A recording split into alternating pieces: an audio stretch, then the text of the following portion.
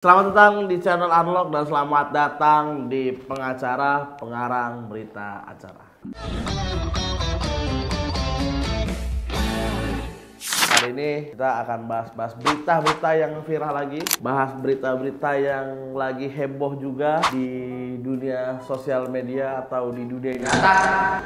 Dan kita langsung ke berita pertama. Baru-baru ini ada komika wanita cantik yang bernama Arafa Rianti. Dia ini curhat pas lagi jadi bintang tamu di salah satu podcast yang punyanya dari Master Deddy Corbuzier. Dan setelah tayangan dari podcast Deddy Corbuzier ini memicu reaksi dari banyaknya warganet nih. Sukses memicu rasa heran dan simpati dari publik, termasuk Vidi Aldiano dan Feby Rastanti yang pada saat itu sebagai hostnya juga dan atau sebagai bintang tamunya juga gitu.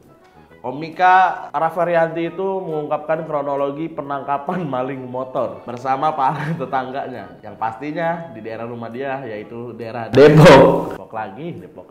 Depok ada apa sih kamu nih? Semua dari Depok.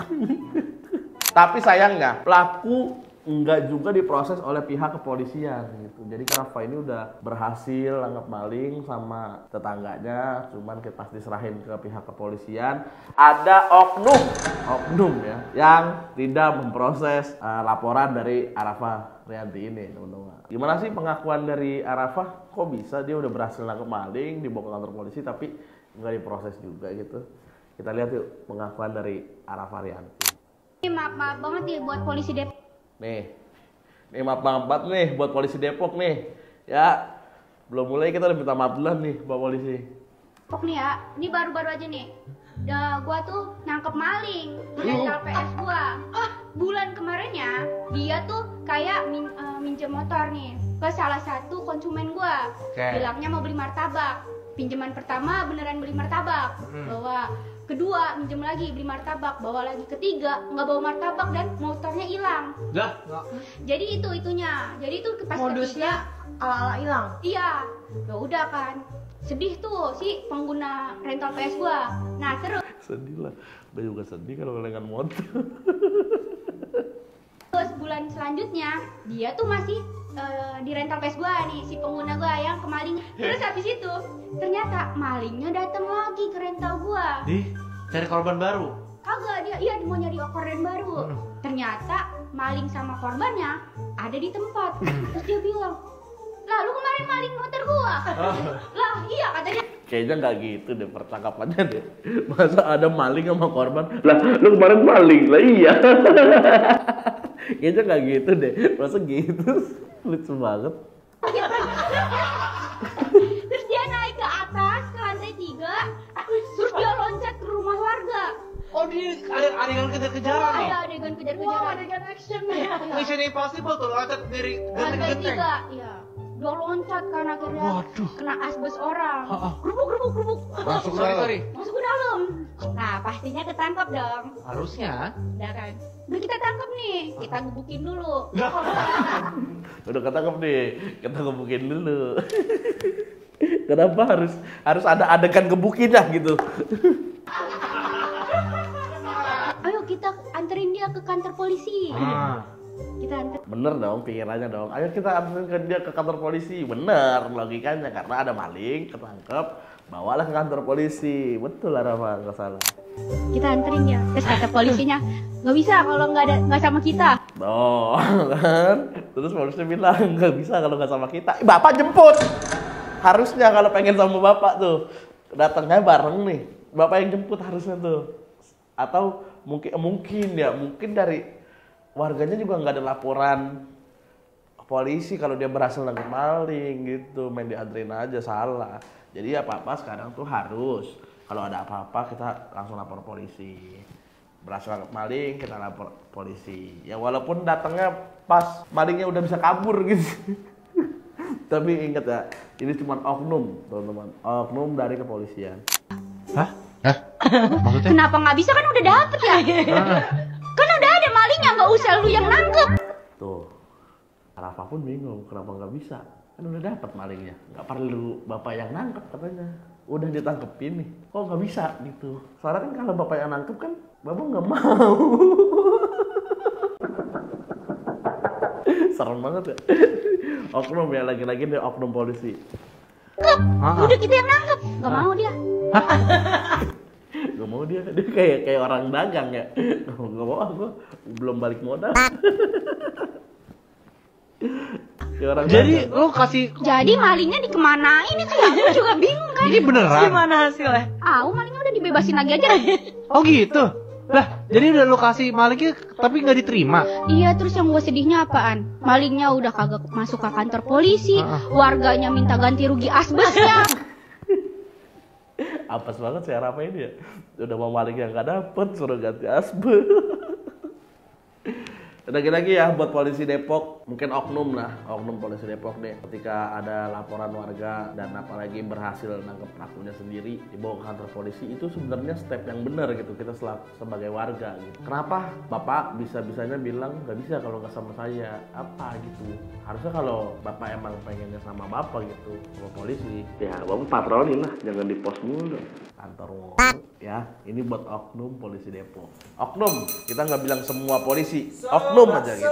Oke guys, kita ke berita selanjutnya. Ini datang dari lagi-lagi dari institusi yang dimana kita berbicara tentang oknum ya teman-teman. Di sini kita nggak mukul rata semua institusi itu begitu gitu isinya. Tapi pasti ada segelintir orang yang jadi oknum di dalamnya. Jadi ada berita yang lagi viral ini, ada mobil propam Polres Tapanuli Selatan dikemudikan anak di bawah umur serempet pengendara lain hingga viral di medsos. Ini bisanya sih anak di bawah umur bawa mobil propam. Gimana sih beritanya nih, kita bahas. Video yang memperlihatkan satu unit mobil dinas bertuliskan Propam Polres Tapanuli Selatan itu kabur usai menyerempet pengendara lain di kota Medan, Sumatera Selatan atau Sumut. Beredar di media sosial Instagram. Insiden tersebut viral setelah Pilvi Wijaya mengaku menjadi korban tabrak lari dan merekam aksinya mengejar mobil propam tersebut pada Minggu malam 6 Juli 2025. Dalam video yang beredar, Vivi terdengar jelas meluapkan kekesalannya.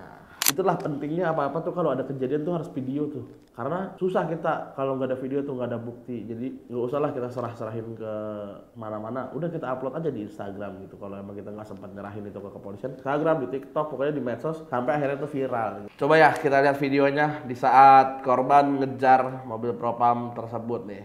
Udah nabrak, lari sial. Ya. Aduh. Ini memang.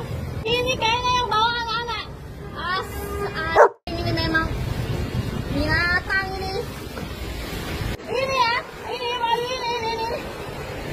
Ini mobil nih. Ini propam nih, nabrak nih. Ini. Hujan-hujan lagi gitu ya. Minta nomor bapak kalian. Mana nomor bapak kalian? Kasih aku, cepat. Cepat, aku bilang. Nomor bapak kalian mana? Cepat, kasih aku cepat. Hujan ini. Turun kau. Gue bilang apa turun? Wajar sih dia sampai marah-marah gitu. Turun. Turun kau.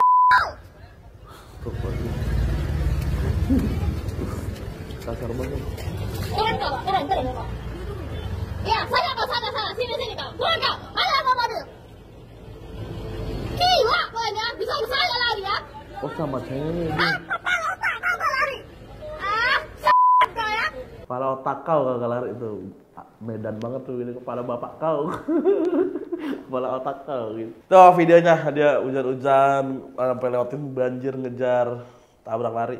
Yang bawa tuh beneran anak di bawah umur loh, bawa mobil propam. Untung nabrak gitu. Coba digunain tindak kejahatan yang lain kan pakai mobil itu gimana? Bagak sedih.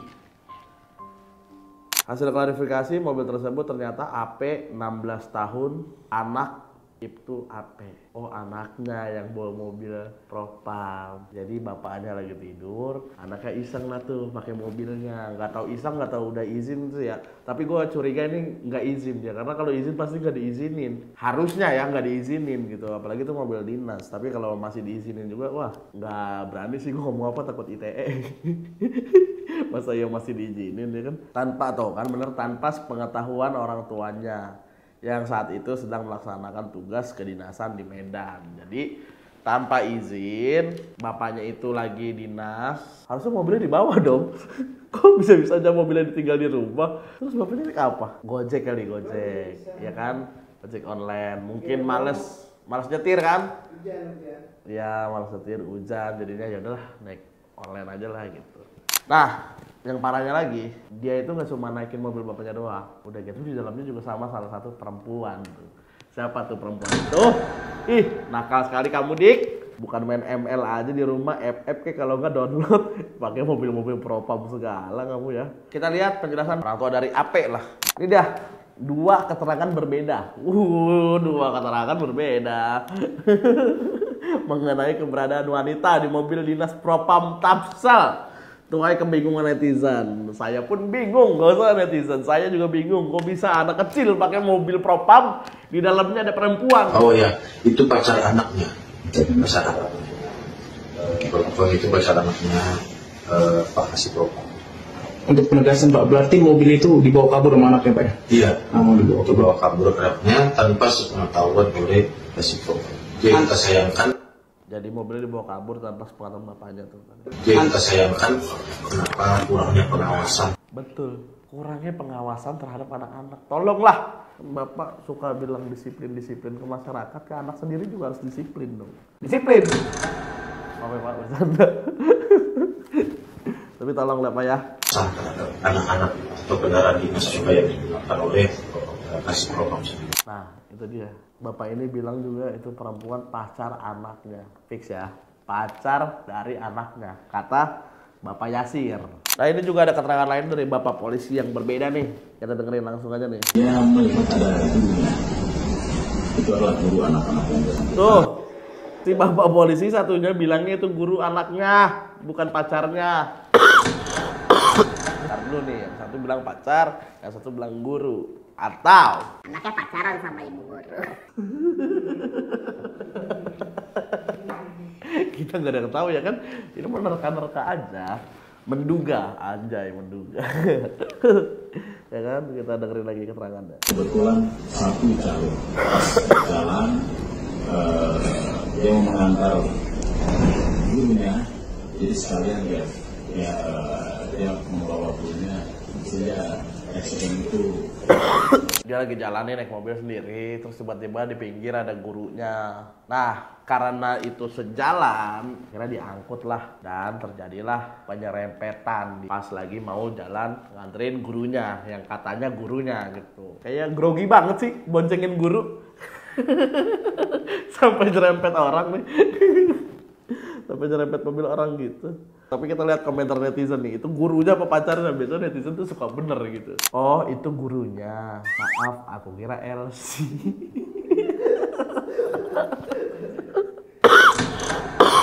Ngeri juga ya. Tapi mirip sih sama dari penampilannya juga mirip guru ya, bukan mirip LC. Mirip guru gitu. Kalau mau bohong yang kompak kenapa sih? Kok kagak kompak? Iya ya, harusnya berunding dulu deh. Ini kayak udah kumpulin gitu terus berunding kayak tentuin ini mau pacarnya apa mau gurunya gitu. Kan jadi kelihatan bohong nih kalau kayak gitu ya. Siapa tahu tapi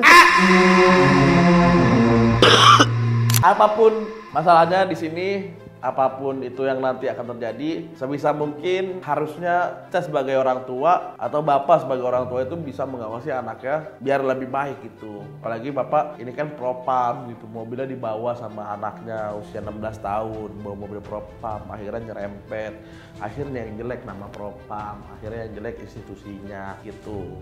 Lain kali kunci mobil kalau bisa diumpetin di kantor lah, diumpetinnya gitu di kantor propam tuh. Jadi mobil di rumah, kunci di kantor gitu, susah tuh kalau ada yang mau ngambil kan gitu.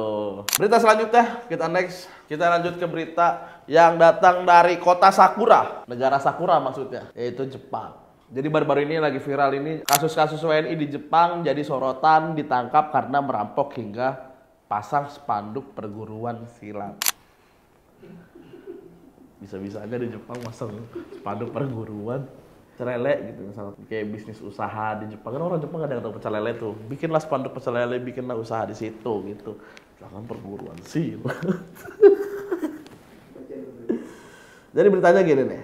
Insiden perampokan terjadi pada Januari 2025 di Hokota, Prefektur Ibaraki. Polisi baru meringkus ketiga tersangka 5 bulan setelahnya. Motif para pelaku sampai saat ini masih didalami. Korban merupakan warga lokal Hokota. Jadi guys, karena viralnya kasus WNI di Jepang ini, sampai ada YouTuber kita nih, YouTuber Indonesia yang berkarir di Jepang itu dapat telepon dari pemerintah kota Jepang gitu. Karena banyaknya masalah yang ditimbulkan oleh para WNI. Ya Allah, kita malu udah sebagai WNI, udah lah Pak, di sini aja udah, kalau mau bikin apa tuh, bikin ramai itu di negara sendiri aja, di negara orang kok bikin masalah sih. Kita lihat videonya pas salah satu YouTuber ini ditelepon sama pemerintah Jepang, kaget pas itu. そうですね。そう。じゃあ、他の LP 化も迷惑ですよ、本当。せっかく私インドネシア人アピールしてるんですけどね。いいよとアピールしてるんだけど、こんなことばっかり起こってたら、こんなことあったじゃないとか言われるからね、これどうやって解決したらいいかなっていうさ。ねえ、本当にちょっと悲しいよね、またって昨日ね。 Ini teleponnya pakai bahasa Jepang ya, jadi gua artiin aja ya.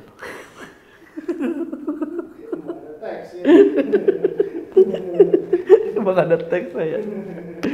Jadi sebenarnya ini pemerintah kota Jepang yang kasihan sama WNI, karena udah beberapa kali diperjuangin nih sama pemerintahnya, tapi kok selalu bikin ulah gitu. Ibaratnya udah dikasih enak nih, udah dibelain terus, tapi lama-lama kan orang capek gitu ngebelain orang yang salah terus gitu. Sampai akhirnya ada kata, ya kita lanjut dulu lah videonya lah.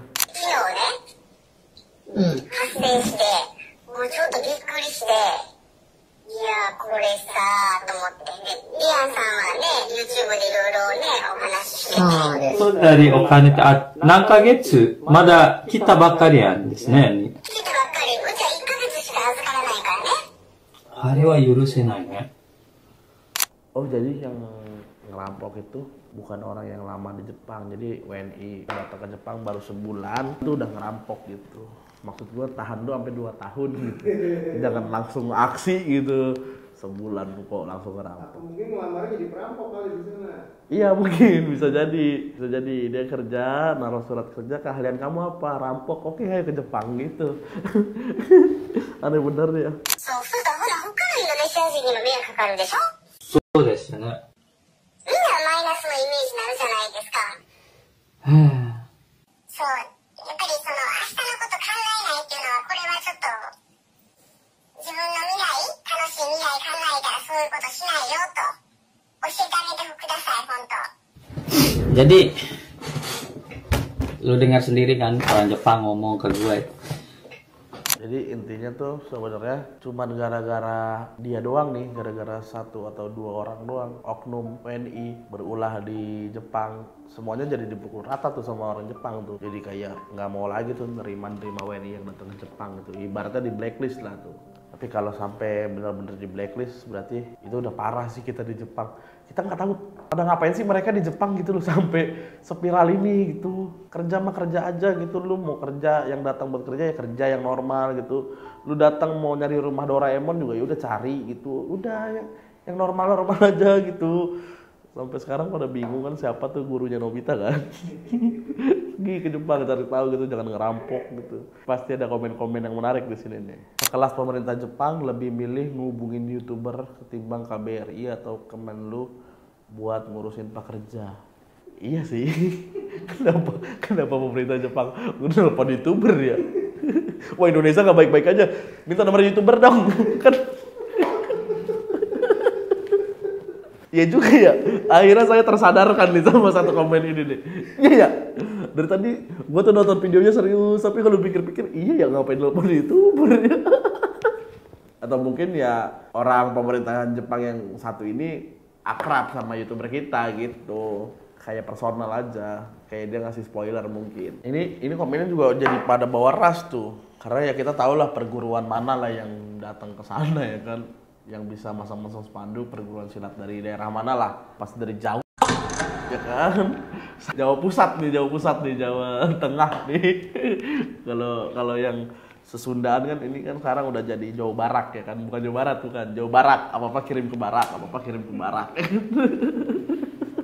Sampai banyak banget yang komen, jadinya komen keras nih jadinya nih. Blok Jawa keluar Indo aja. Tolong diem di Jawa aja kan. Kita nggak ada masalah ngomongin ras, suku atau sara gitu. Ini komen-komen dari Sang Prabu, namanya aja Sang Prabu tuh. Lu dengar sendiri kan orang Jepang ngomong ke gue. Gue tuh banyak kenal parlemen Jepang di sini. Dia masih peduli dengan orang-orang Indonesia ya, peduli gitu. Jadi dia itu selalu, bukan satu ini aja, banyak yang selalu komplain nih. Tumben aja gue rekam ini. Kadang-kadang tiba pas lagi ada masalah nelpon gua gini kok Dian begini. Lu lihat dia komplainnya ke gua. Padahal itu kan anak didiknya, departemennya lain di sana. Tapi komplainnya ke gua karena gua public figure. Gitu. Gua ditegur sama orang Jepang. Bukan ditegur dimarahin gua kan, tapi dia ngasih tau kok Indonesia begini ya, kok siswanya begini. Kan malu gua. Kan gua orang Indonesia. Dia cuman bercerita keluh kesah tentang negara gua.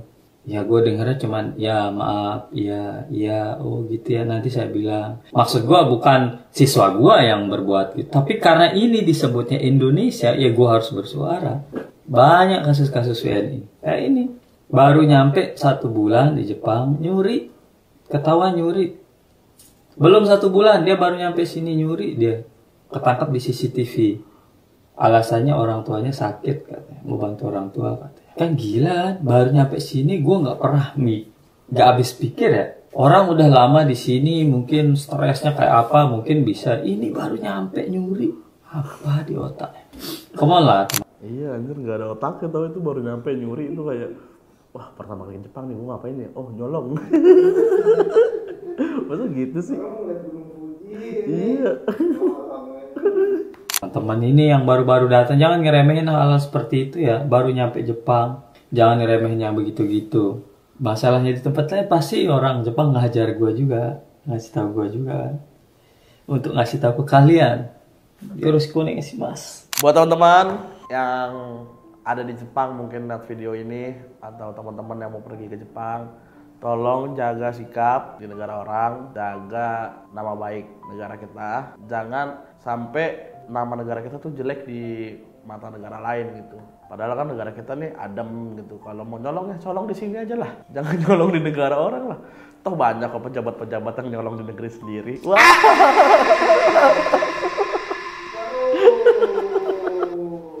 Oknum pejabat ya maksudnya. Nah, berita selanjutnya ini, setelah dari Jepang kita balik lagi ke negara kita sendiri, yaitu Indonesia tercinta. Baru-baru ini ada berita yang cukup menegangkan, anjay menegangkan, mengagetkan. Ini mengagetkan gitu. PPATK temukan penerima bansos terindikasi terorisme hingga kasus korupsi. Dan penerima bansos juga menjadi pelaku judi online, terlibat gitu dalam judi online gitu. Ngeri banget ya. Kita baca beritanya dulu nih. Jadi Kepala Pusat Pelaporan dan Analisis Transaksi Keuangan atau PPATK itu Ivan Yustia Vandana membenarkan sekitar 500.000 nomor induk penerima bansos terindikasi bermain judol. Duit bansos buat apa? Buat judol. Duit kerja buat makan. Harus dipisahin memang. Bodoh gitu orang-orang pemikiran kayak gitu tuh. Bodoh banget sumpah dah. Kok bisa sih duit bansos buat judol gitu? Ya gue tahu itu duit bansos 500.000, lu nyarinya nggak capek gitu. Jadinya dah gue judiin aja lah, siapa tahu bisa jual rumah kan gue gitu. Bukan untung, bukan, siapa tahu bisa jual rumah gitu. Dia menyebut sekitar 500.000 NIK tersebut diketahui setelah mencocokkan data penerima bansos dalam satu bank BUMN. Meski demikian, dia tidak membenarkan bank mana yang sudah diceknya itu. Jadi masih ditutupin nih, dia belum kasih tahu bank mana aja nih yang penerimanya terindikasi main judi gitu. Dia juga membenarkan bahwa transaksi judi online itu di episode mencapai hampir 1 triliun. 1 triliun lu kalau kasih kakek Zeus, ya Allah, muda lagi tuh kakek Zeus itu sumpah.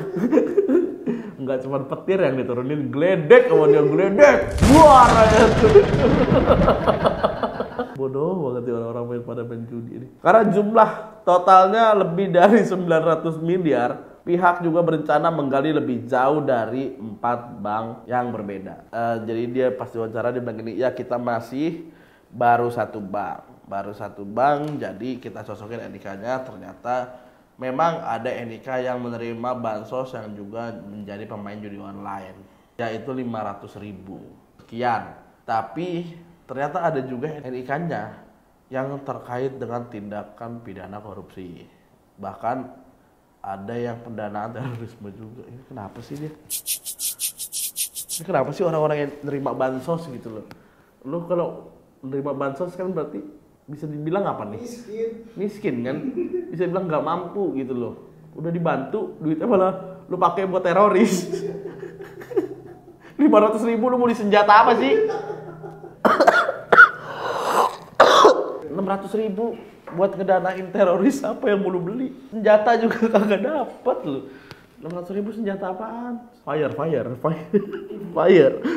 Masa senjata itu lu buat teroris, lu buat orang juga gak ada keteror pakai senjata itu. 600.000 buat pendanaan teroris. Gak masuk akal sih. Terus ada juga yang terindikasi pidana korupsi. Ya Allah. Terima bansos tapi dia korupsi juga. Double. Jadi atau mungkin dia korupsi uang bansos. Ya enggak?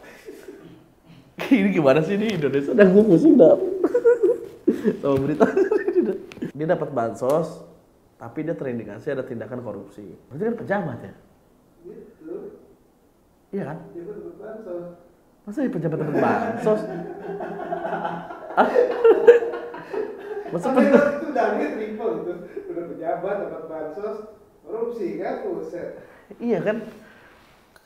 Kan bisa korupsi ya orang-orang tinggi ya kan ya? Kok dapat bansos? Kok dapat bansos ya kan? Masa pejabat lebih miskin pejabat daripada gua? Anjir, gua aja gak dapat bansos. Mending buat gua bansosnya.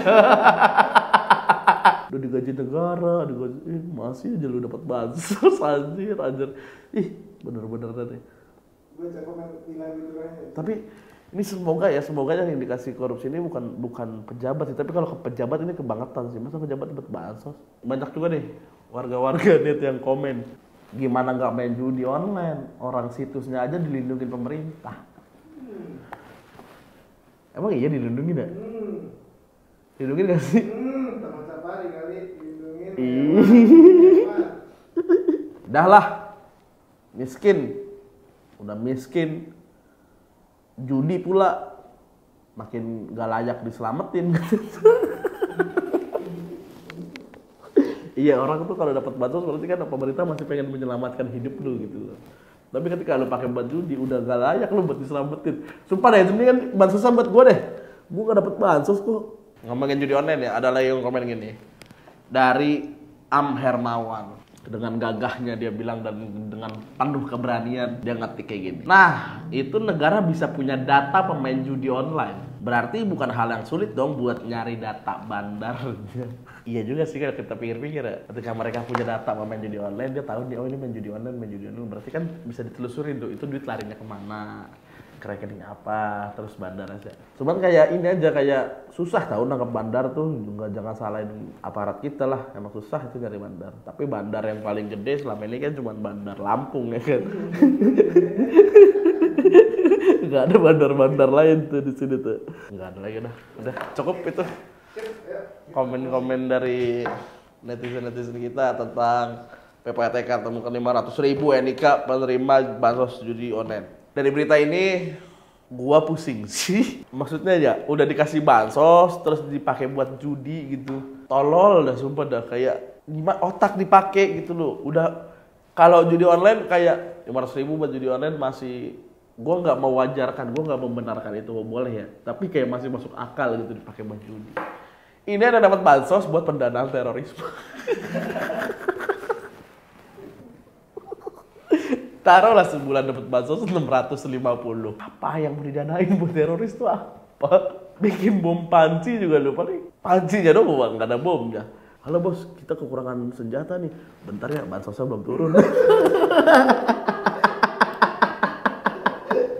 kayak aneh banget sih. Aneh gitu loh, masa begitu ya kan.